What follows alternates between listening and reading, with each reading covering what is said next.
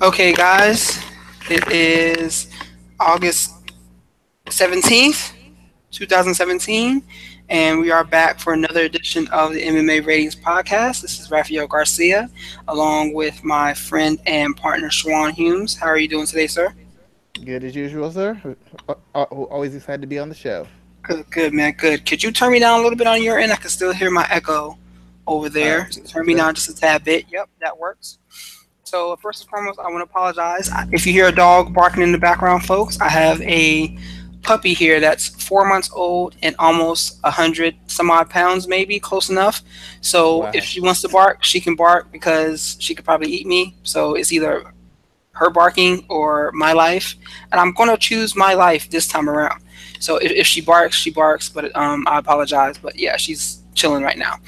But anyway, we got quite a bit of things to talk about from the world. I can't even really say mixed martial arts. Same thing like I said last week. We can't really say mixed martial arts when a lot of the subject matter that's coming out over the week deals with boxing, and it pertains to Conor McGregor versus Floyd Mayweather. Probably you can even mix in a little bit of Maggianelli in there again, as usual. But we got quite a bit to talk about there. We got some big fights to talk about that have been announced for the next couple of shows, and just some other news bits to go over. So we have, where should I start, man? Like, so Shawan, I'm going to go ahead and start with McGregor Mayweather first and foremost.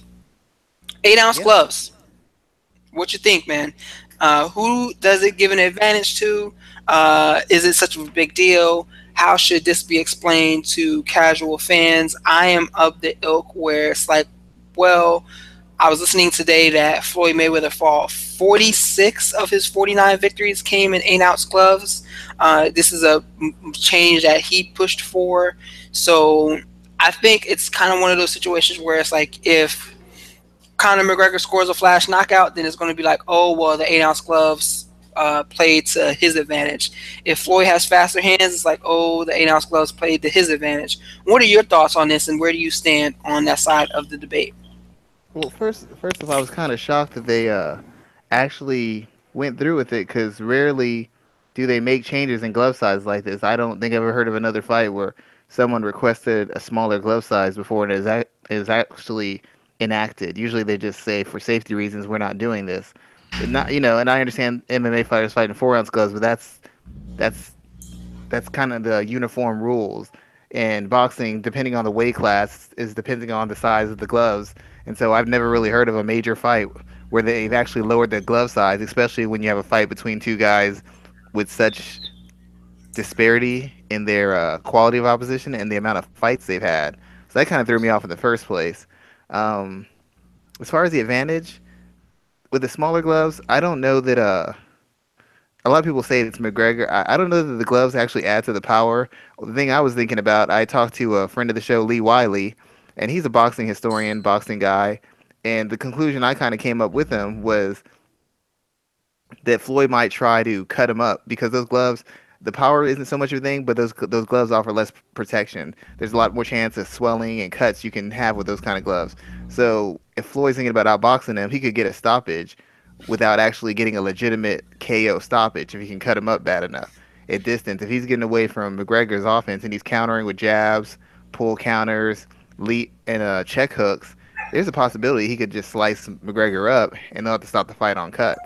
If anybody, if they see the fight is in danger of, like where he has a cut over the right part of his eye where they're thinking it could be danger to him. And if a fight ended on cuts, that would be kind of a fight that it'd be disappointing to fans, but it'd be one that would save both people. It would kind of save face, if you know what I mean. Mayweather would get his stoppage. McGregor isn't officially stopped because it stopped on cuts, and you could have a rematch, or you could just end the fight with both guys kind of having not looking any worse for it because Mayweather would have got a stoppage, proven his boxing superiority. McGregor gets stopped on cuts. MMA fans hate to see fights stopped on cuts, so that would kind of work in both people's favor. I don't know that like I said, most people are gonna say it favors McGregor, but I don't know that it favors McGregor necessarily because it's still a matter of boxing. Smaller gloves or not, and I know he hits hard. I don't think that he hits the way that MMA people think he hits because in MMA you have guys training for all sorts of contact. In boxing, All you do is prepare to take, absorb, roll with, block, and counter punches. So a guy who is in boxing, he's used to getting punched in the face by really gifted guys, really fast guys, really hard hitting guys. I'm not saying McGregor couldn't catch him and do something with it, but I just don't think it's very likely. I mean, it's possible. Anything's possible. McGregor is a professional combat sports athlete, but I don't think the glove size changes a whole lot more about it. Anything you tell me it benefits McGregor, it would benefit Mayweather too.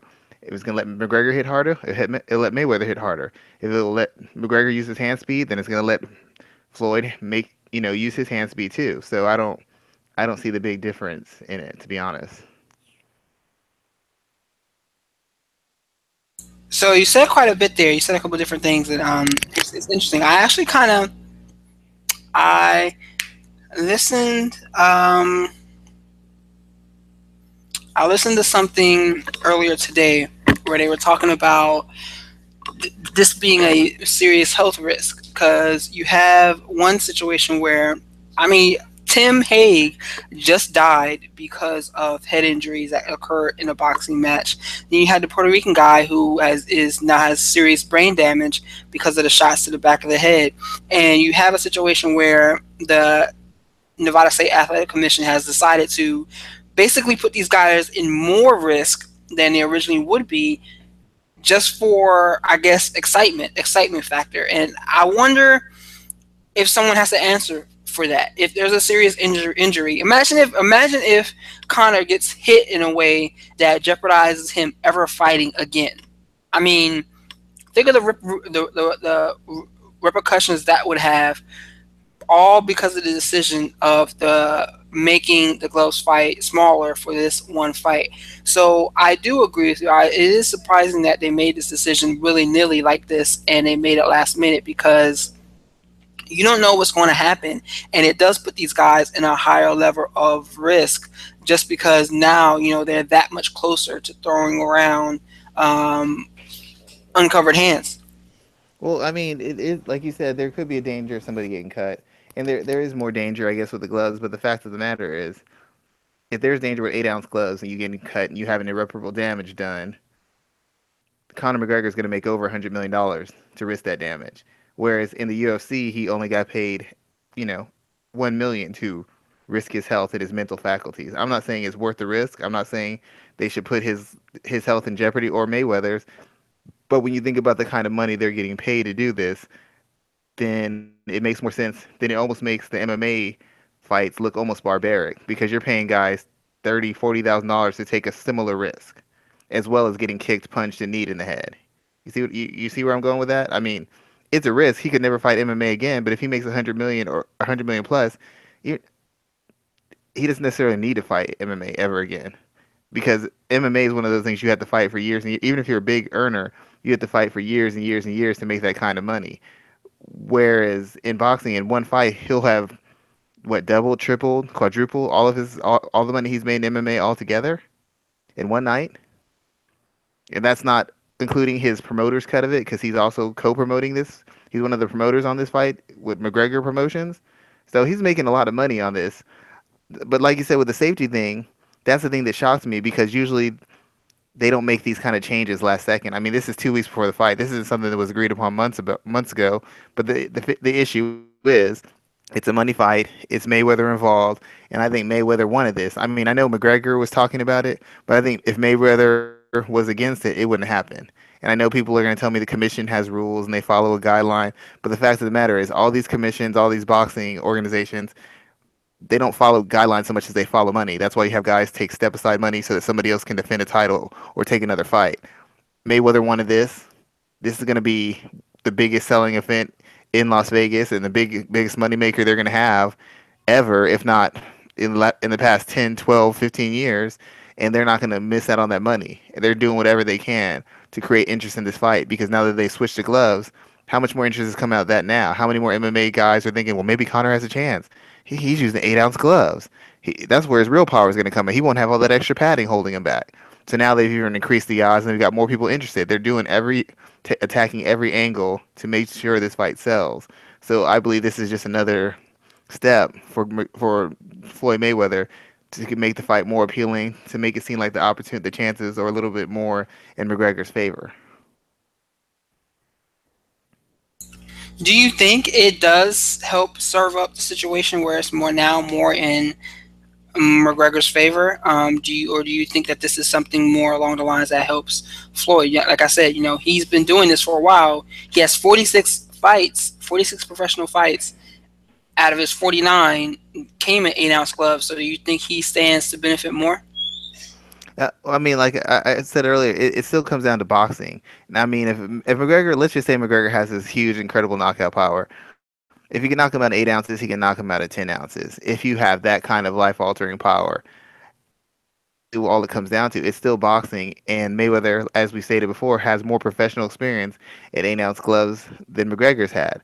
What people are thinking is McGregor's got that puncher's chance, and this will increase his chance of landing that power shot. But you have to think about it this way: Mayweather wouldn't even let somebody like Marcos Maidana use the kind of gloves he wanted, not dropping his size, but just use the kind of gloves he wanted for a concern about the punching power and the bruising and the cutting. So why is he so confident that he's going to let McGregor drop a size and use whatever glove he wants to come into the ring against him?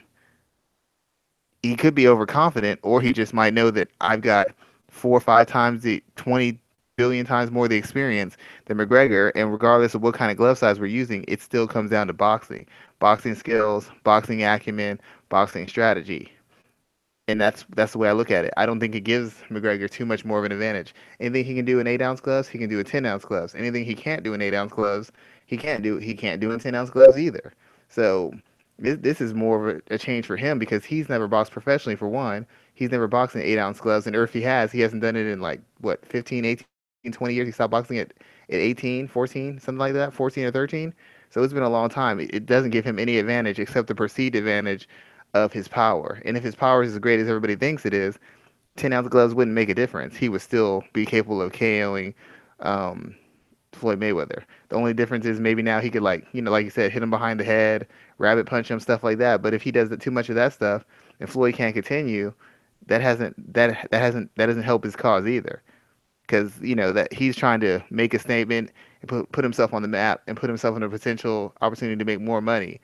Winning off of rabbit punches or fouling does not do him any favors. So I don't see what the difference in the gloves makes, to be quite honest. It's still boxing. It's definitely still boxing there. And one of the kind of unwritten rules, I guess, for boxing is the release of sparring videos and footage. Well, last weekend we saw that good old Dana White, UFC president, decided to release, what was it, about 15 seconds of action from 12 rounds of sparring between Conor McGregor and Paulie Malignaggi, where Malignaggi got knocked down. It looks like he was pushed. Some say it was a push. Some say it was actual knockdown. I'm sure you saw the footage, correct? Yes, sir. Where do you stand? I'm kind of right in between.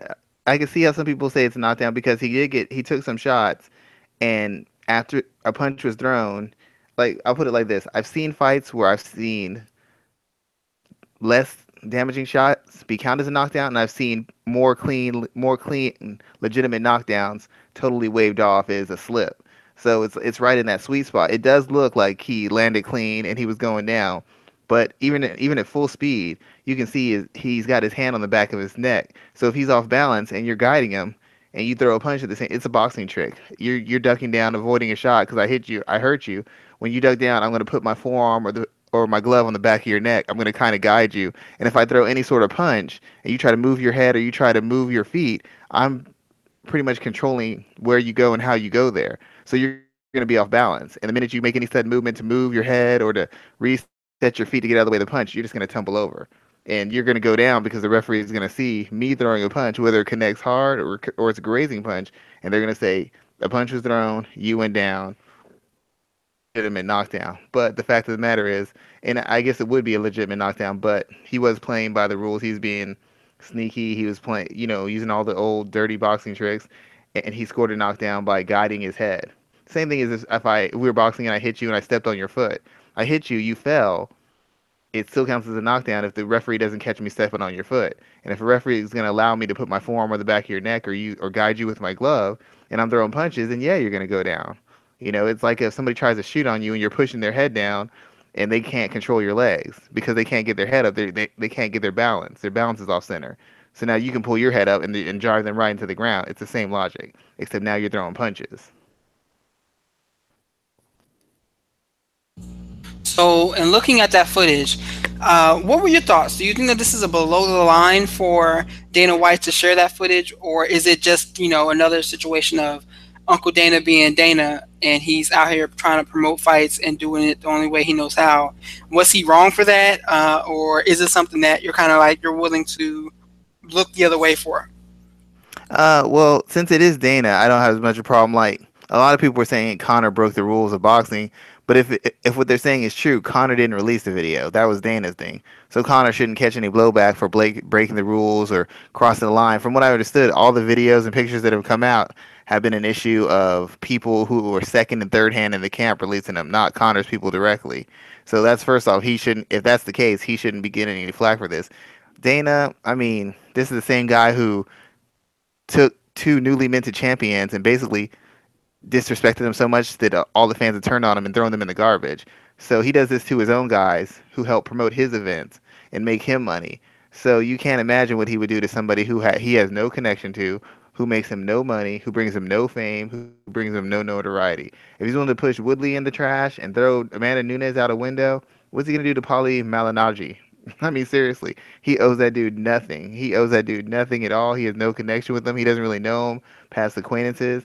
And if he's willing to throw, I mean, he's even criticized George St. Pierre and Anderson Silva and John Jones. So what does Paulie Malignaggi mean to him if you think about it? Affected. I mean, that's really a strong case there. What does he mean to him?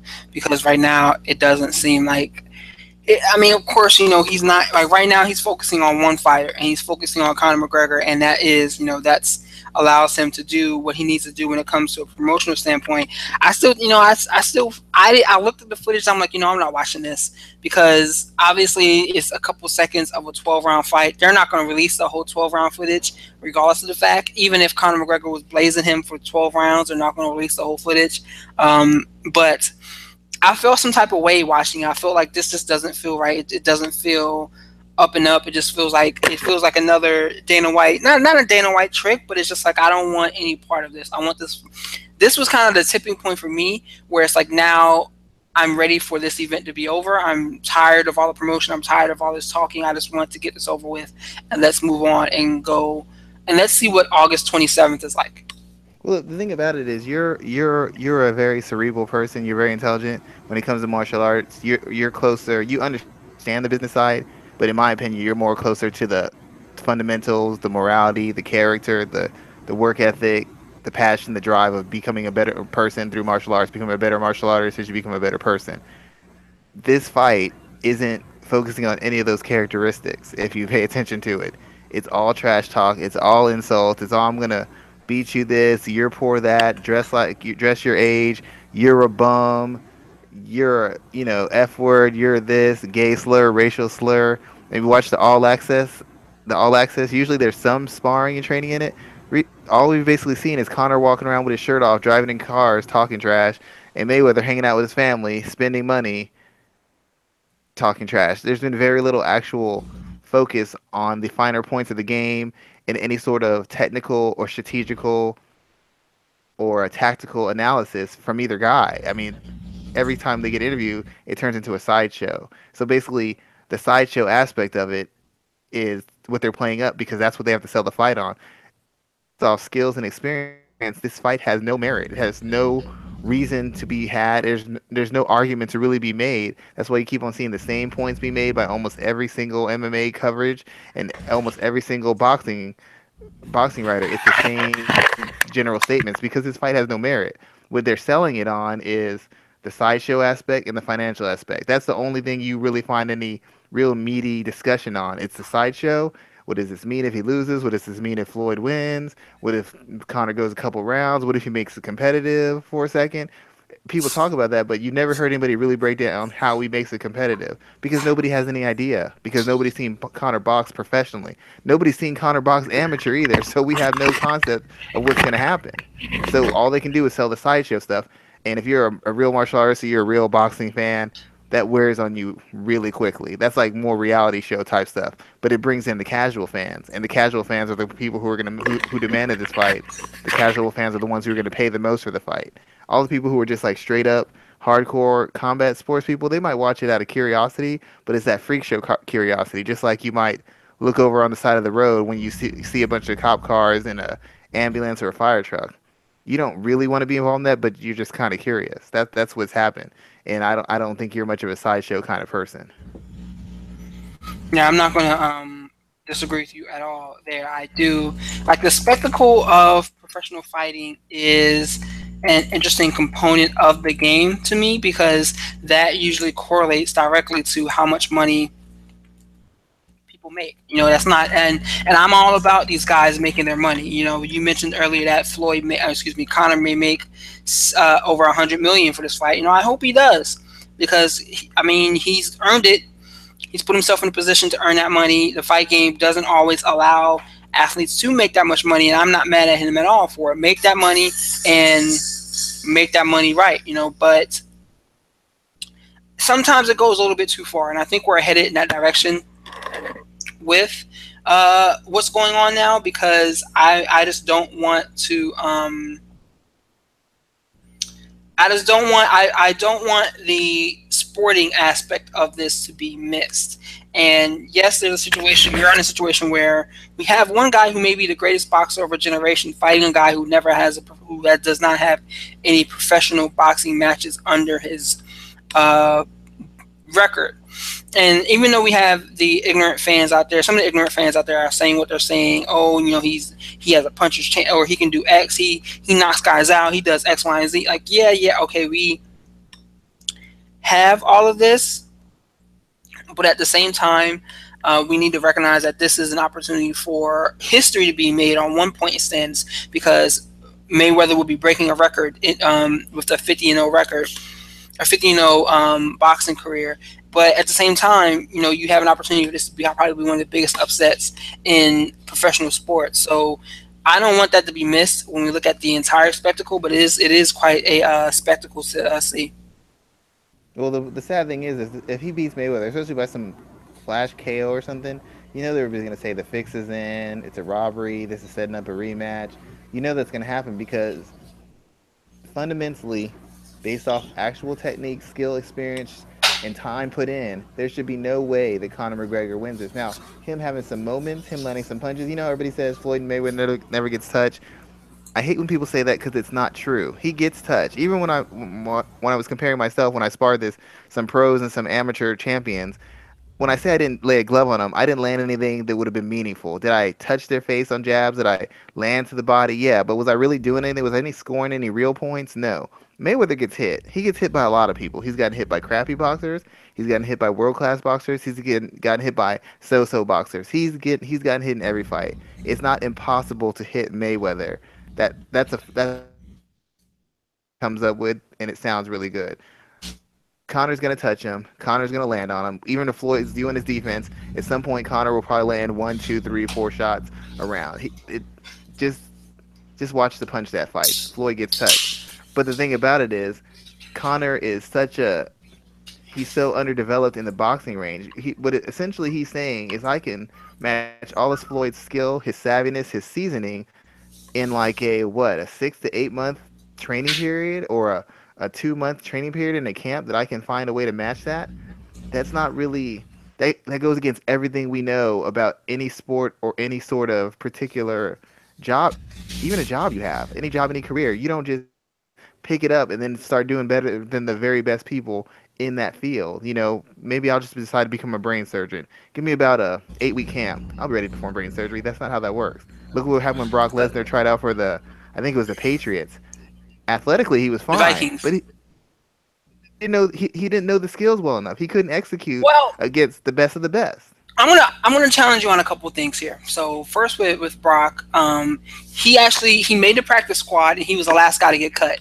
But I'm not going, and that's and that's with zero football experience. He didn't have any college experience, any high school. I think he last played was in high school, and that was like 10 years before he stepped onto the football field to try to make it. He was the last guy cut. Like he was number 53 to cut the roster down to 52. So that's saying a lot. But I want to talk about Floyd getting hit because you mentioned, yeah, Floyd gets hit. I'm going to challenge that. He doesn't get hit. I feel like he gets hit, but he gets hit sparingly, and he rarely gets hit by power shots. Like the last power shot I can think of him getting hit by was by Shane Mosley, the one that rocked him, and Floyd had to quickly clinch to keep from going down or keep from getting hit again. But he's getting hit by world class boxers. He's not getting hit by someone who has decided to step into a specialized area. Like this is I'm gonna look at this like Nate Diaz. Nate Diaz has some of the best jujitsu in MMA. I'm not gonna say the best, but he has some top jujitsu in MMA. He submits guys left. I mean, he has the ability to submit guys left and right. He has some of the best highlight reel submissions in the game. The last time I saw him step onto a competitive grappling mat, he got submitted in like 45 seconds. So yeah, he has that skill set, but when it comes to facing specialized athletes in that realm, he's out of his league. Not out of his league, but he's definitely out of the water per se. Like I can't think of Gilbert Burns. Gilbert Burns is another guy who has great jiu-jitsu. We see what he does in the octagon all the time. He stepped onto the mat for Polaris against Gary Tunin, and he got submitted, heel hook. So how are those situations different than what Conor McGregor is doing against Floyd Mayweather? Well, the main thing about difference is the same difference between it's the same difference between striking and grappling. In grappling, there's no fluke submission. Somebody can catch you, but there's a process you have to go through to do that. You can't, for the most part, you can't just athlete your way through grappling. You have to know how to grapple. You can't just you have to have a certain level of skill, certain level of awareness to apply a submission, to get a takedown, to control someone. You can't just rely on being much bigger, much faster, much stronger. In striking, it's a little bit more free flowing. You don't have control over your opponent completely in every sense of the word. When you're grappling, it's hand on hand, it's body on body. You can control them, you can manipulate them. In boxing and striking, it's more free, it's open space, it's free moving. You're not going to catch every single shot. And I'm not saying Floyd gets hit with hard shots or knockout shots, but this whole idea that he's never been touched. He fought Emmanuel Augustus. His nose was pretty bloody. His face was kind of scuffed up. How did that happen if he wasn't getting hit? Even with Miguel Cotto, Miguel wasn't hitting him with power shots, but that dude was hitting him with jabs left and right all night long. His nose was once again bloody. His nose was swole up. That people make it seem like he's just untouchable. Pernell Whitaker was a much better defensive fighter. Pernell Whitaker got touched, and I understand it's by high level boxers. I get that completely.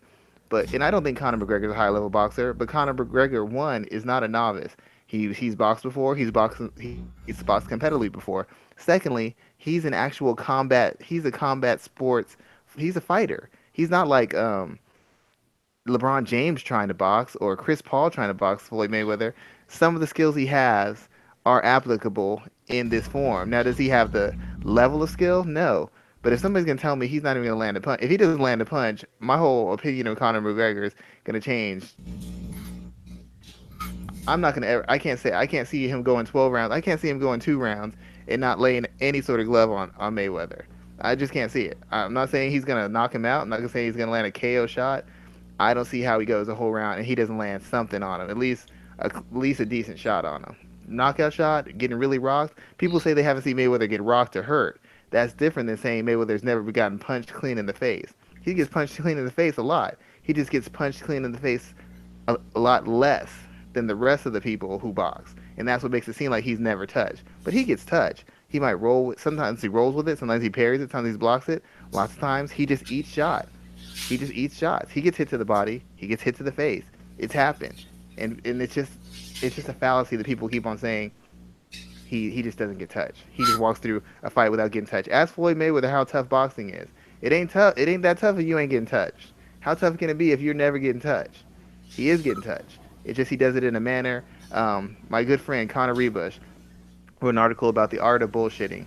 and Mayweather controls it because it makes it seem he nods his head, he rolls, he leans, he gives you that deadpan look in your eye. He makes it seem like he's not getting touched because he doesn't really react to it. Even when he gets caught, he doesn't really react. But he's getting hit. He's just not getting hit the way the guys need to hit him to turn the fight. But he's still getting hit. He got hit against Victor Ortiz. He got hit against Maidana. He gets hit a lot. He got hit against Berto. Not a lot, but he got hit. So somebody's telling me McGregor's not going to land anything on him. I'm not buying that. Now is McGregor going to outbox him? No, that's not going to happen either.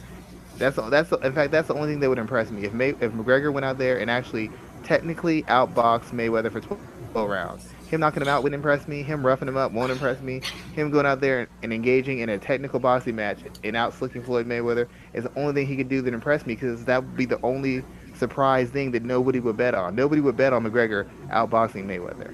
So that would impress me. Anything else is just what he's doing to try to get under Floyd's skin so he can have some moments of success. Hmm. And I'm not totally disagreeing with you there. Definitely some good analysis and some good breakdowns there. I don't want to spend the whole evening talking Connor and Mayweather because I think we have 9 days left until the fight goes off. So I think we're going to be talking about this fight, especially a lot next week. I'm going to put you on the spot next week and make you make a pick. Because yeah, that's just what we do around these parts. We're not getting off the show next week until you settle down and you make a pick, and I want to know how it's going to happen. So I'm going to let you have this week to think about that. But just so you know, you're on the clock. I'm just letting you know that right now. Well, thank you for the advance warning. But So I can prepare myself. we're going to move on, and we're going to talk about some of the things that have some of the news pieces from this week. I want to talk about the interim title fight that's been announced between Tony Ferguson and Kevin Lee. I think that's for UFC 217. I think. Let me look at the day real quick. Kevin, the Motown Phenom. Lee. Feel like that's. See, I typed that in and I still got the wrong damn day. Let me put in Tony Ferguson. Give me a second.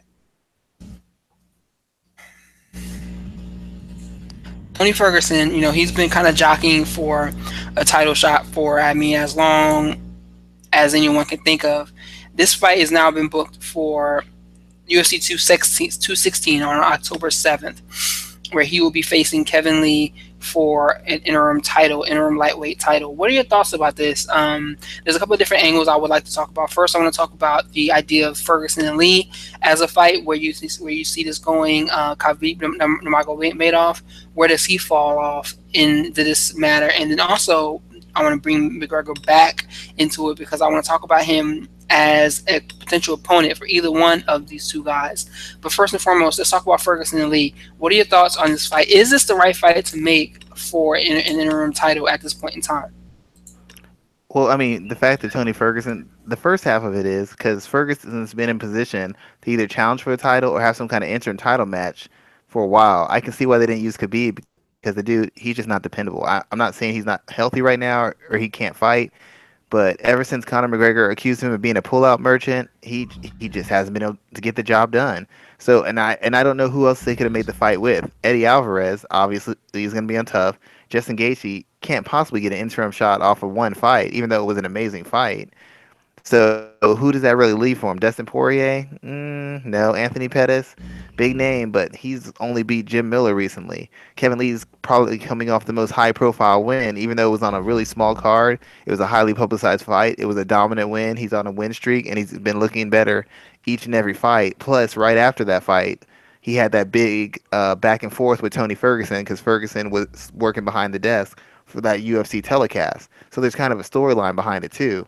So I mean, who are on win streaks. You have two guys who've been looking dominant in their wins, and you have two guys who have a natural beef with each other because they kind of came into a conflict after one of them had a fight.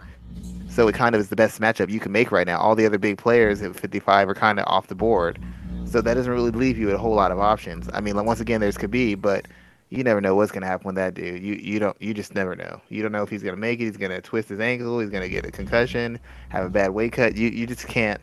You have to see something for him before you can put your faith in him that he's gonna show up on fight night.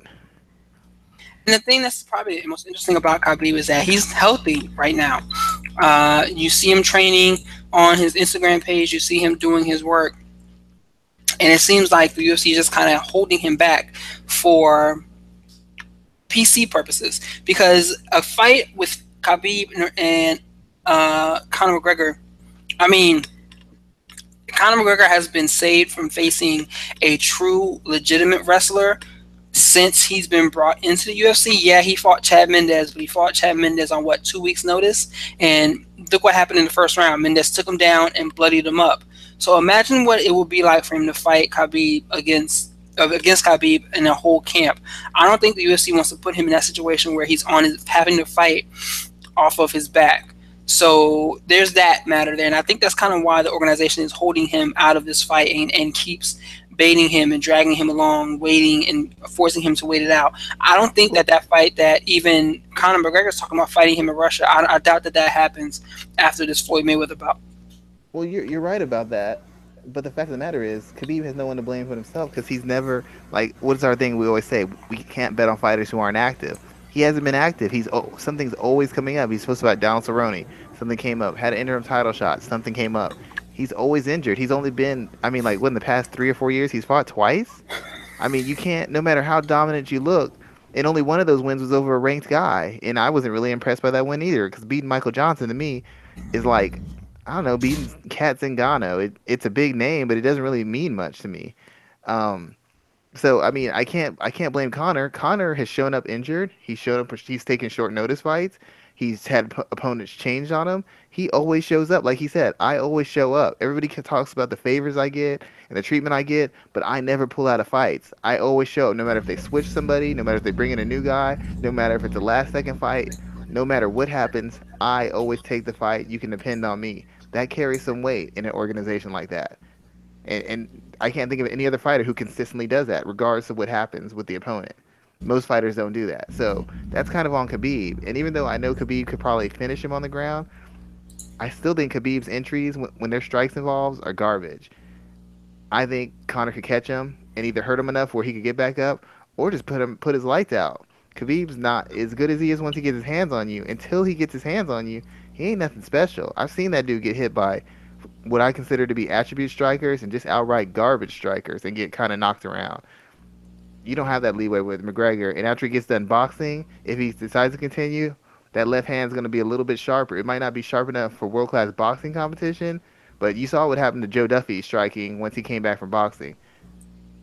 Conor McGregor's already light years above everybody else. He's going to be that much better and that much further along when he comes back to MMA, in my opinion, as far as his footwork, his placement, and his ability to get shots off quickly. So while I see your point, I think there's ways Khabib loses this fight if Khabib can ever put enough wins together and be active enough that he can get himself in a position to deserve an interim or a title fight, which he has not done. He hasn't shown up. And nobody can talk me off that because it's fat. He's like Cain Velasquez at 155, except he ain't won nothing. I'm mad you say he ain't won nothing. I mean, you're not. I'm not going to disagree with you there. He really hasn't. And what's sad is that this is the guy who he. I couldn't even imagine a situation where he is the champion and how the UFC could work with that, how they could properly promote him, because he's someone who's coming into his own from a speaking standpoint, but he's not going to draw nearly as much as McGregor or some of the other champions. You're totally right. He's not. So I think that's one of those situations where they legit don't want this man to be a champion, but if he keeps dispatching guys, if he's kind of like a Jim Miller. You remember when Jim Miller went on that run and they kept putting him in fights, not hoping that he would lose, but putting him in fights to kind of see, okay, maybe this is the one, maybe this is the one, and they finally got that wish when they put him against Benson Henderson. But it's kind of like, let's keep this guy out of the title picture for as long as possible. Because they're John Fitching him basically. Basically, they're giving the guy John Fitching or Damian Maia, but Maia got all the way to the title fight before he got stopped. Twice, he got there twice. So yeah, like that's definitely a situation where it kind of is. You can see that happen. But let's talk about the fight that we do have in Lee and Ferguson. What are your thoughts on this fight there, and how do you see it going down? We got about 2 months till it actually occurs, but this fight kind of interests me. I'm leaning towards Ferguson right now, but Kevin Lee is a budding star in the making. So how do you see this fight going down for either man? I like Ferguson. Ferguson can box a little bit. I mean, everybody tells me he can box a little bit. I'm not. I've never been terribly impressed with his boxing. He can wrestle a bit. He can Muay Thai. He can grapple. The thing with Ferguson is, I've said this before. Some guys, and I think I said this with Stephen Wright when on the show. Might have been with Trevor Whitman. But some guys fight to win, and some guys fight to break people. It's like you attack your opponent's weakness to beat him. You attack a man's strength to break him. Michael Irvin said that. And he said that's what he does. I attack these DBs on their strengths because I break their will. And once they're broken, you can't fix it. But when you attack somebody at their strength, you're playing with fire. And the thing with Tony Ferguson, he has all these skills. He has all this freedom and creativity. But the thing about him is he fights dumb. He gives people chances. Like this is like if you fight Floyd Mayweather, let's just bring back to boxing or Andre Ward. You have to create an opening. You have to find an opening. Somebody like Tony Ferguson, he gives you openings and he will give it to you multiple times before he decides I need to play a little bit safe, get control, and then he'll start giving you openings all over again. He did against Danny Castillo when he fought Lando Venata. People were like, "Well, that was a short notice fight." Blah blah. I don't want to hear it, dude. You're a professional fighter. You have a reach, length, conditioning advantage, and a volume advantage over this guy. How did you not just play it smart and feel him out the first round? Nope. What did he do? Come barreling in, thinking he's going to run this guy over, walking into head kicks, walking into counter rights and lefts, getting knocked around, put on skates by a guy who hadn't even had one fight in the UFC because he didn't fight a disciplined, measured fight. He came in there thought he was just going to walk through the guy. And I don't care if it was a short notice fight. Your team should have known better. And you as a professional should know I'm fighting another professional. I need to watch what I do in that cage. So either him, his lack of cage IQ and his cockiness cost him and forced him into a really tough fight, or his team didn't have the right resources to find out what Lando Venata was about and got him exposed. That's what happened. One of those two people failed, or both of them. It's possible. It's not a popular opinion, but I'm just stating facts because I deal with situations like this. If you do not have the resources to find out about a guy in a last second fight, then at least have the self control to use a measured, deliberate attack to protect yourself and maximize your strengths against him until you can figure out what's happening. Don't walk into head kicks. That's just it was kind of embarrassing the way he was getting knocked around like that. Against Danny Castillo, he just got out wrestled and he won from the bottom, but how often do you ever see that happen? He gives people chances, and that's where Kevin Lee has an advantage because Kevin Lee is probably the better athlete.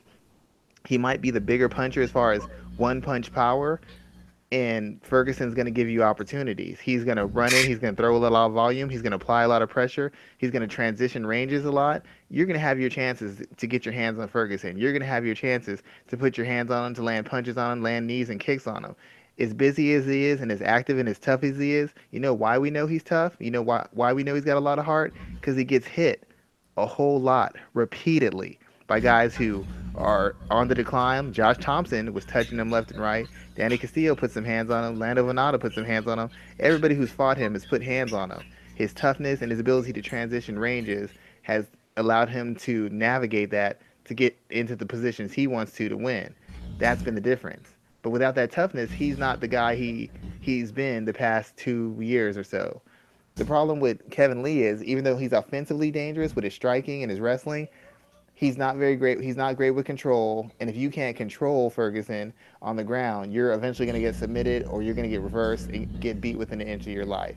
That's the advantage Khabib has. Khabib can take guys down, and when he puts them down and keeps them down, and he controls them. They're not getting submission attempts up. They're not getting anything. They're just getting fists in the face and arms snapped. Kevin Lee doesn't have that level of control, and Kevin Lee also does not have that level of defense when a guy really puts pressure on him. And when Ferguson keys in and uses his length and uses his volume and uses his aggression intelligently, he cuts the cage down and he just chops you up with kicks, knees, elbows, and punches from every range, from long range to mid range to inside. And Lee's defense under duress is just awful. He can excuse it any way he wants. This guy caught me off guard. I was lazy. I came out cold. No, your defense sucks. His defense is only as effective as his offense allows him to be. Ferguson's not afraid of his offense. Ferguson's got hit by bigger hitters and better hitters.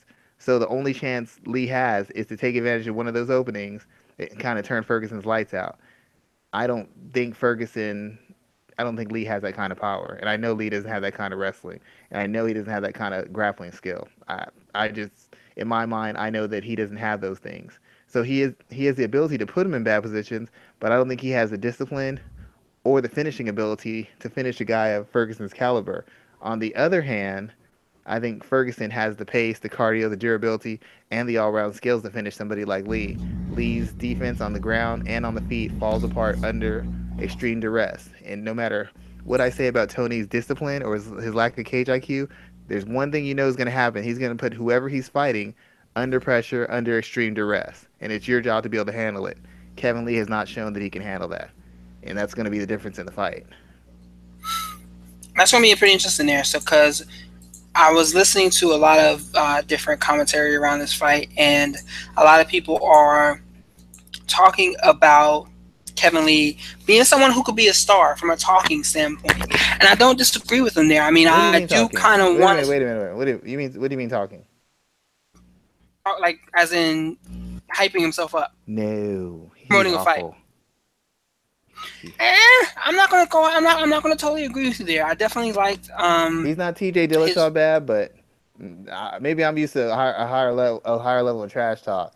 That dude that dude is that dude doesn't impress. He knows how to agitate people. He's I guess in an annoying sense, like he's annoying and he's cocky, but he ain't said nothing slick. He ain't said nothing to where I got to replay it and be like, ooh, oh, he got him there. He ain't say nothing, dude. He's kind of basic. I mean, he's almost Floyd Mayweather like with the trash talk. It's pretty pre-programmed in one note. I'm not impressed with it.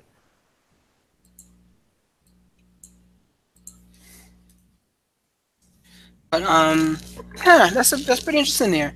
I think I would like to see him and kind of get into some trash talk there, just because I feel like he definitely adds a different wrinkle that is not in the game right now. But we'll see what happens with that. I definitely do agree with you. I think Ferguson's going to take the victory and he'll be the man to get his hand raised. Do you think that they make that fight with Ferguson and McGregor next, or does McGregor look around and say, maybe I want to fight Tyron Woodley. Maybe I do want to go back to 145. He's still talking like he's a 45-pound champ, even though he's never defended either one of these titles that he's won. But that's neither here nor there. What do you think he does next? Do you think that they put him against Ferguson, or does he look around and see what other options there? What if he decides, hey, GSP is here, GSP is back. That's a money fight. They can make that fight there. There's so many different options. What do you think is next after this Tony Ferguson Kevin Lee fight? I really have no idea because the thing about it is coming off this Mayweather fight, if he's even competitive for 2 to 3 rounds, like his star and his presence in the consciousness of America has increased so much. Like that's why Floyd brought him in, because he brings in a fan base, and Floyd's letting the dude he's letting the guy play through. He's letting him show his full array of personality and characteristics and habits and sayings. Like he's gonna be 10 times the star he was before he left. The UFC can't force him to do anything, and everybody's gonna want to fight him because he's the only guy they can make money against. Conor can make money fighting anybody, just like Oscar De La Hoya can make money fighting anybody. Floyd Mayweather can fight me on pay-per-view, and I guarantee you he'll find a way to make at least 200 million off of that. At least he'll find some way to convince you that Schwan's got a good chance. Schwan's got experience. He's got a nice jab. I don't know what might happen today. He can do that. McGregor's going to be almost impossible to deal with because he's got so much cachet and so much notoriety now. I mean, even he's not even fighting, and everybody's still talking about him. He's preparing for a boxing match, and everybody still is talking about Conor McGregor. He's pretty much going to do whatever he wants to do. I guess it's whatever he decides to do, because nobody's going to bully him into anything, and nobody's got enough money or enough say or enough cachet to trap him into a corner where he has to do what they want him to do. It's just whatever challenge he chooses to take. It's pretty much it. Who does he want to fight? GSP. If GSP could get a fight with McGregor, he will take it. If he beats Michael Bisping, I can see him dropping the belt and then retiring again, and then saying, you know what, I'm going to come back, but I'll come back for McGregor. I mean, he holds all the cards in this case. He is going to do whatever he wants to do. He's no longer an employee. He's like a co-worker to Dana now. Yeah, you're definitely right about that. Yeah, you're definitely right. He's definitely a co-worker there. There was another big fight that was announced today, too. Lyoto Machida is finally making his return to competition, and he's facing off against Derek Brunson, of all people, on October 28th, I believe. Yes, October 28th in Sao Paulo. What are your thoughts about that, man? What type of Machida do we see coming back? I think he's someone who's always been stellar. He's just never been able to get back into that title picture. He's always someone who's like, who can I compare him to? I think he is what they want Frankie Edgar to be for featherweights, but Frankie's still just too good at that point. He's not a gatekeeper, but he's someone like is where if you can beat Lyoto, okay, then you're ready for a title shot. My whole concern with this is Derek Brunson historically has lost to guys who were effective at controlling pace and countering. Anderson Silva, that was a 50-50 loss. The fact of the matter, it shouldn't have even gone that far. The same Anderson Silva who's getting put on skates and put on his butt by Michael Bisping was eating Brunson's best shots, not going down. Brunson, the same Anderson Silva who got taken down years ago by Nate Marquardt and Travis Lutter was stuffing Derek Brunson's takedowns. Like, I don't know that it was a fair decision, but the fight shouldn't even gone to decision. The fact that that happened showed me something about Derek. My problem is Derek has a problem with counters. He ran into counters versus Robert Whitaker, Romero, Silva. He's routinely had an issue dealing with guys who can counter strike. And Lyoto Machida is yet another guy who can counter strike. If Lyoto Machida is not completely shot, reflexes gone, and just worthless, I might have to go with Machida on this because he's a counter guy, and Brunson has no idea how to consistently generate effective, active offense against a guy who is not giving him openings, a guy who is not willing to engage him. Against Romero, he didn't land as much as you would think he would, not when compared to what Whitaker did to him. Against Whitaker, he landed, but he was walking into shots from minute one to the minute he got his lights put out. Against Anderson, a slow, decrepit Anderson, he couldn't even really pressure him on the cage or cut him off. Anderson was backing him off with every shot he threw because Brunson was so hesitant to walk into a counter. The only guy he's blown through and looked really dominant against was Uriah Hall, who's hit or miss, and Daniel Kelly. That's not a good sign. That's not a good sign for a guy who's supposed to be a top 10 middleweight. There's a very good chance that Lyoto Machida puts his lights out on the counter. I mean, I definitely agree with you. There's a very good chance for Lyoto to get I another mean, one of his highlight reel and before I knockouts. interrupt, sorry to Go ahead. interrupt. Against Rockhold on the feet, he didn't look bad against Rockhold on the feet. Rockhold won that fight taking him down and put it on him. On the feet, he was touching Rockhold up. Rockhold wasn't just doing whatever he wanted to on the feet. He was landing on the feet against Yeah, Rockhold. you're totally right there. You're totally right. So Brunson's best option is to take him down and pound him out. But I haven't seen Brunson really dominate anybody with wrestling in a while. And secondly, Brunson, his fight IQ is just not there. He's made fights more difficult by forcing firefights instead of using his wrestling as a way to set up his strikes or using his wrestling just to control guys and beat them up. It's like he's had a wrestling advantage in a lot of fights, and he doesn't really use it that much. He likes to throw hands.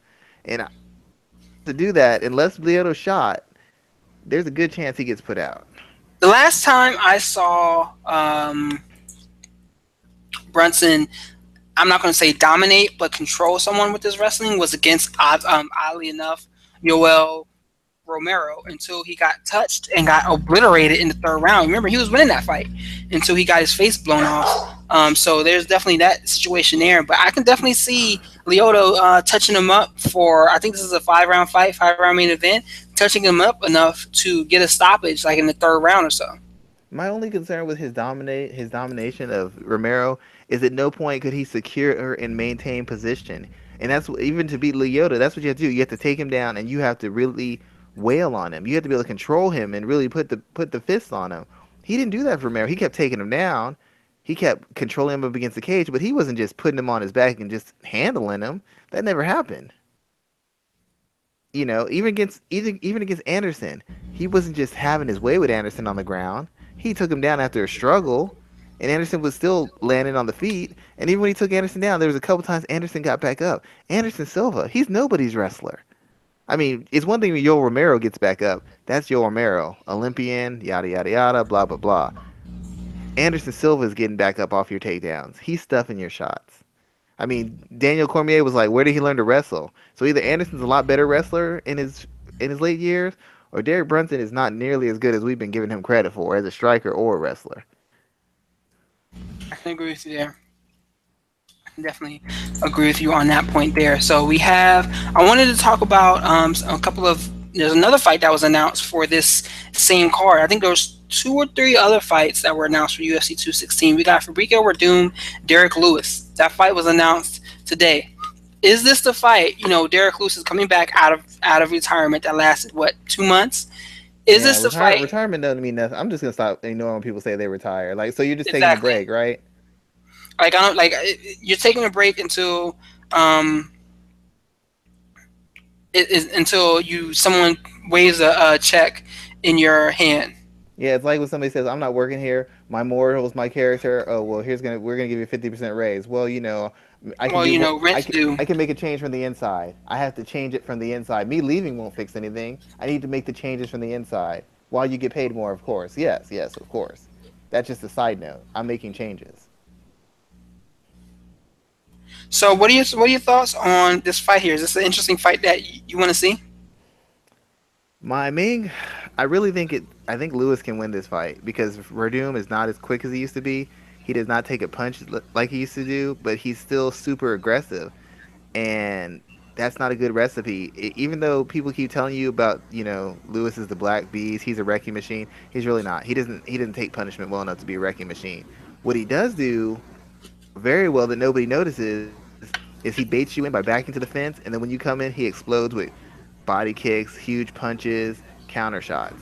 He's very good at that. And recently, Verdum has had a bad habit of walking into counter shots. That he got walked into the same shot twice, which is how he lost the belt in the first place.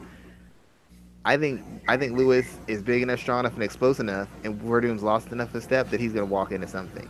It's possible Verdum could take him down and work him over, but once again, when have you seen that guy? I haven't seen that Fabricio in like 3 or 4 years. Even when he beat Mark Hunt, he was getting hit a lot. When he beat Cain Velasquez, he was getting hit a lot. Velasquez isn't a big hitter. Mark Hunt put him on his butt.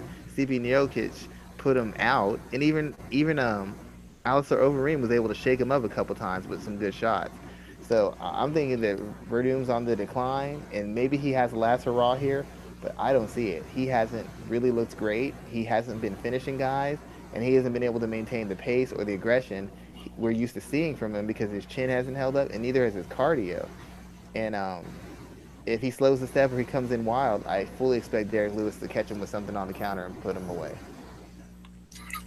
Is this a fight where a win for Derek Lewis puts him in the title picture? I hope not. Why I not? really, I, I just don't think that dude's done enough. I mean, I just I'm sorry, he hasn't done enough. Beating Verdum, who's lost to Stipe and lost to Alistar, that's not good enough, man. You gotta do something else. I mean, it's a heavyweight division, so maybe he gets one, but in any other division, that's not worth a title shot. That's no good. That's like Ray Borg getting a title shot. It's not really well deserved. I I mean, I'm glad he mean, got it. he's got it because he was a little bit of help from Demetrius Johnson because he's whooped everybody else's ass. That's basically where that's coming from. Yeah, that I mean, if he gets a fight with Stipe, that's the reason he's getting it because Stipe has been running through everybody. So since he's so dominant, they got to find someone to throw at him. Kane's injured as usual. Andre Arlovsky hasn't had a win in how long? Roy Nelson's gone. Mark Hunt has only had one win over Derek Lewis, but it would be weird if Derek Lewis gets a title shot when Mark Hunt just beat his behind. That would seem odd to be. Junior DeSantos already had one. Francis Ngannou, I mean, pick from. So I guess you could throw him in there, but after seeing how he performed against Mark Hunt, I don't think he beats Stipe. I just don't see that going. I don't know if that's even a good fight. He could sell it. He's a character. He has a lot of fans. He draws eyes, so I can see them making that fight for that reason. But based off of just accomplishments of fighting, oh God, no. He hasn't really beaten anybody worth anything. One of his biggest wins was Travis Brown. I mean, come on, man. Yeah, like I mean, that's the UFC that we're in nowadays. Did you watch the Dana White Contender Series from this past week? Yes, I saw a couple of the fights there. What were your thoughts, man, on the two individuals that got contracts? Did you think Jamie Colleen should have got a contract for her last second or her 10-second victory come from behind win? I really thought that was gonna do something. When you have fights like that, I always think that both fighters are going to get a shot. Just because of the drama and the action and the pace. It's like it's the kind of fight that it's the kind of thing that just has a storyline built in because people are really invested in the winner and the loser. Like the winner pulled it out, the loser lost on the greatest stage, 2 steps away from getting a UFC contract. It kind of builds in a fan base automatically. So I was kind of shocked that they didn't go ahead with it. That was kind of shocking to me. My ideas of the show are the same as always. I don't understand why we have Tough anymore, and this show is just amazing. It always delivers. You got young, hungry, top prospects getting an opportunity to perform and getting paid. They're not doing any exhibition fights, and they're putting on great fights. They're putting on great performances. Even when the fights are blowouts, it's somebody actually going out there and doing work, not just because they're facing such an inferior level of opposition. It's just very it's well done. It's very impressive. It's grassroots, and it's kind of breathed a breath of fresh air into the whole franchise of the UFC. In my opinion, it's the best thing they got going right now. I definitely think it is the best show that they have going right now. It's exciting in a different way because you see these men and women coming out there and fighting, and you're like, who's gonna get to the contract this time? Who's gonna put on a good fight? And it's we may know a little bit about these men and women, but these are totally new faces to the fight community. You kind of don't know what's going to happen. So I think it's been a good event so far. I hope it does fully replace the Ultimate Fighter and Dana White looking for a fight. I can't stand either one of those two shows, but I think Well, there's a the lot. best thing about it is instead of having these guys hurt their brand and hurt their image by getting drunk and saying something racial or picking another fight with another, and all this stuff, they're just getting in based off skills. Fans are liking them based off pure fighting skill and their story that put them in a position to showcase their skills instead of somebody got in a fight, they got drunk, he didn't make weight, oh, he hates this nationality. It's so much drama. It's just every person who made it on the show, made it UFC, made it based off skills. They have fans based off skills, and they're making it. This is good. The reason I think this is good for the UFC is because the UFC has been accused of playing up the image and the Hollywood aspect of fighting. So this show is bringing it back to the basics, where it's literally about what you've done in the cage outside of the UFC and what you do on one night in the cage in the UFC, which is what the hardcore fans really want. They want people earning their spots and getting their opportunities based off what they can do, not who they are, or how much trash they talk.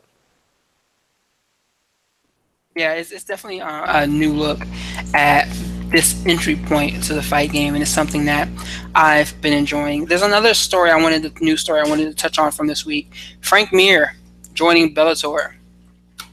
I mean, I'm not surprised. He is still suspended by USADA through August, I believe. So, is this a right move? Do you want to see Frank Mir fight guys like Matt Mitrione, maybe fight Fedor or fight someone else as a heavyweight, or you're just like, meh, like it's just them picking up another name that can get bloodied. Well, there's two things. I think one, once again, the heavyweight division is so thin, and Bellator's is super thin. They need a name. They need somebody who can draw some eyes, and he can still fight. He just can't take a punch, but he can still fight. And secondly, Frank Mir, as far as an analyst, like calling fights and breaking down fights, he is great. He's a little biased. He gets crushes on guys and tends to favor certain people. But as far as a technical analysis, he's very good. He is excellent, and he'd be a great addition. To switch up some of their color That is commentary. true. You know, That is definitely true. so they can get two things out of Frank Mir. They can use him until he can fight. Have him comment on the fights. Have him bring it out. He's great, and this gives him an opportunity moving forward with Bellator, which I'm guaranteeing you they put that offer on the table for him. They definitely put that offer on the table because he complained about how the UFC didn't use him as an announcer and an analyst anymore. So now he's got a fresh start, and even if his career does not perform on the front end, he can be like Chael Sonnen, calling in fights, having shows, kind of building his own brand off of the Spike and Viacom's dime. So that's the duality of his skills is what gives him the most value. As far as a fighter, there's a lot of guys on Bellator he could finish. I mean, just with his submission ability, he could get knocked down and quickly grab on a submission. There's guys he can beat. I know he wants to fight Fedor. I still think Fedor beats him because that shot that Mitrione hit Fedor with, that Fedor was getting up from before he got knocked out, That shot would have knocked Frank Mir clean out. Punishment. He's a great fighter. He can box, he can kickbox, he can grapple, he can wrestle a little bit. He just can't take any sort of real punishment, and that's been his. If Frank Mir had a chin, he'd be one of the all-time great heavyweight fighters, MMA fighters in history. His submission and finishing ability is that good. His striking's come along, but he just can't. He can't win exchanges because he can't take it. And what's crazy is that I totally agree with you there. Like, who who was a better heavyweight grappler than Frank Mir? As I far as can't, finishes, no, or, I don't or know who. or just in general. Like, I mean, you could maybe say we're doomed, but who else besides that? Yeah, I mean the guy who was considered the best guy. I mean, I know Verdun beat Nogueira too, but Mir I broke mean, he his fucking broke. He broke shattered his him. man. It was disgusting when he broke his arm. And the arm break he had on Tim Sylvia, where he snapped the dude's arm like a toothpick. Yeah, Like, his ability to finish. I mean, think about the people he's finished. He's finished Brock Lesnar. He's finished Nogueira. Who else has he finished? I mean, he's just knocked out and finished a lot of guys that way too. But he's one of the best finishers and one of the most highest percentage submission fighters in MMA history as far as a heavyweight. It's hard to think of a guy who's had as much success in actual grappling, not ground and pound, not take you down and beat you up, but actual applied submission hold finishes as Frank Mir. I can't think of too many. Maybe Nogueira's the only guy I can think of. Verdum's a great grappler, but how many guys has he really just out grappled and finished? Recently, he's just been beating guys up. Mir's been a submission threat his entire career from the day he started to the day he ended. yeah. So I think. I mean, I think this is a pickup. You know, that this is a Bellator-esque Scott Coker type pickup. You know, we'll see what he does, what they do with him, and we'll see what's next. You know, I'm not too excited about this uh, signing, but at the same time, you know, it is what it is. Like, that's kind of the fight game. Yeah, it's not a signing that like, oh my God, they got him. It's not a big get in the fact that he's a young upcoming heavyweight with potential for a long career. It's a big get because they'll get you some in the wrestling we call the cheap heat, that real quick response, some upkick and ratings, and then like I said, he can also comment on fights, and that brings. I actually think his biggest value is going to be as a commentator in the next year or two. But initially, it's still a name. It's still a guy you can make some interesting matchups with. He beat Congo before in UFC. Maybe they can have a rematch there. There's the Fedor, Frank Mir fight. If Frank submits him, it puts him in the mix as far as being a name guy. So I mean, there's things they can do with him, but he's not a long term solution. He's a short term solution, and I hope they're bringing in more young fighters as we speak because Frank's not a long term solution for anything. The UFC, if he was a long term solution, the UFC wouldn't have got rid of him. They would have found a way to keep him in there. But they know that he's not long as elite fighter, and so they're not they don't mind taking the hit and losing him. What's interesting is that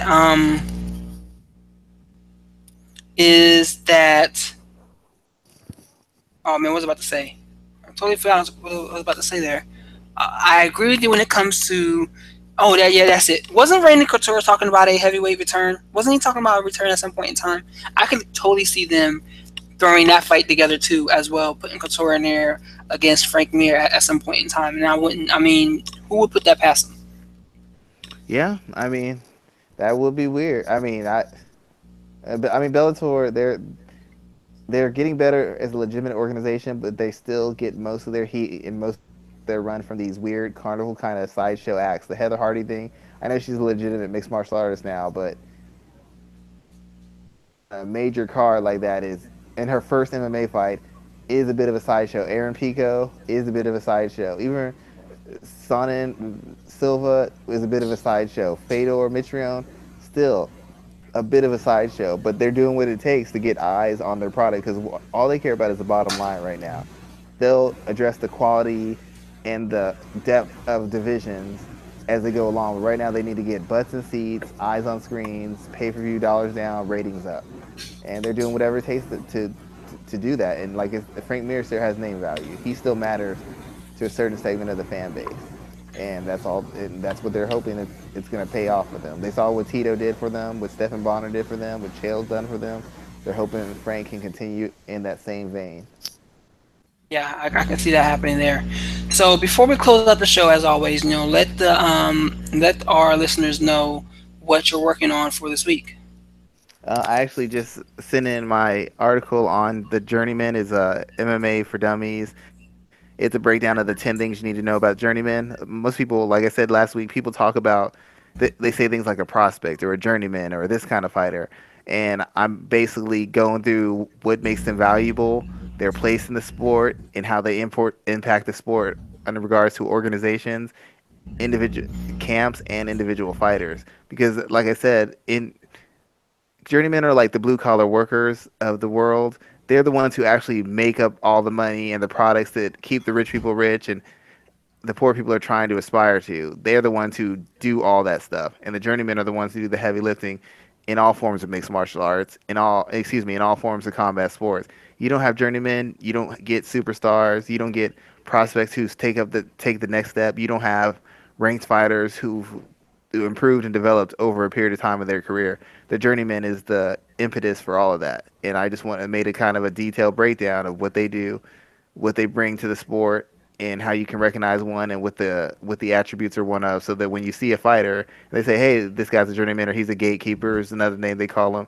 You know what they mean, and you know why that has value. Yeah, that definitely is an interesting piece. I'm looking forward to reading there. I myself worked on some coverage for combat sports as usual. There's two pieces on Bloody Elbow this week about that. I did some work for MMA ratings this week as well. That should be up. I have a little bit to talk about there. And let me see. I can't even remember the work I did there. Let me pull it up real quick and let me see because it's kind of important for me to know what I wrote about. Don't you think? Let me see. Yeah, It's hard been to us advertise when you don't know what you actually wrote. yes. So I talked about UFC 215 if that event has been put in a position to fail because they have both who they have Amanda Nothing. Nunes Yeah, and Valentina Shevchenko, and they have Demetrius Johnson and Ray Borg in the main event. But Dana White has already been talking negatively about both of those champions, and where a month out from the event, there's no promotion, hasn't even been posted really on their on Instagram, social media outlets. So you got to wonder exactly what are they. This event is going to fail, and then they're going to turn around and blame it on the fighters instead of blaming it on like looking at the promotion as a whole. Because I'm interested in seeing what that looks like once this event is over. So that's going to be something to see. So I wrote about that, and I also talked about McGregor and Mayweather, what these next few weeks are going to be like, because we're 9 days out from the event. So I'm excited for this to be over, but I'm excited to see what happens. I think it's going to be pretty interesting once we're all said and done. they should call UFC 215 either UFC 215 No Fucks Given or UFC 215 We Don't Care, and neither should you. One of those names should stick. Wow, that's definitely a good way to put it there, sir. I'm not too mad at you for that. I mean, I don't like to ever say a promoter is sabotaging someone, but it's real hard not to Man, think they're that. getting close. They're getting It close is. It with is this fight there. It's like, why did they put these two fights on the same card? And what the only sucks thing. is if Shevchenko and Borg upset these women or these fighters and win, no one's going to be watching to even see the upset. So it's like, why did you screw all four parties over? If Shevchenko beats Amanda Nunes, that's not an upset. That's a correction from the first fight. And to be honest, you know the only thing they could do to make this worse, if they really wanted to show that they had no respect for Tyron Woodley, is to have him be the co-main or the third title fight on this card. Then you would really know that Dana just does not care about any of these people's career, and he's trying to screw. If he did that to Tyron Woodley, I'd be like, you know what? It's a racial thing. I'm sorry. I don't have no explanation. He really hates you. He really wants to see you burn. Tyron, you're right. I owe you a formal apology. I'm on your bandwagon. Dana is sabotaging careers. That's the only way. If he would have done that to him, I would have been like, wow. So he was right. There's nothing else I could say. A gay woman and two black males on the worst selling card. in mixed martial arts history. Oh my God, he really doesn't care. He really hates these people. Conclusion.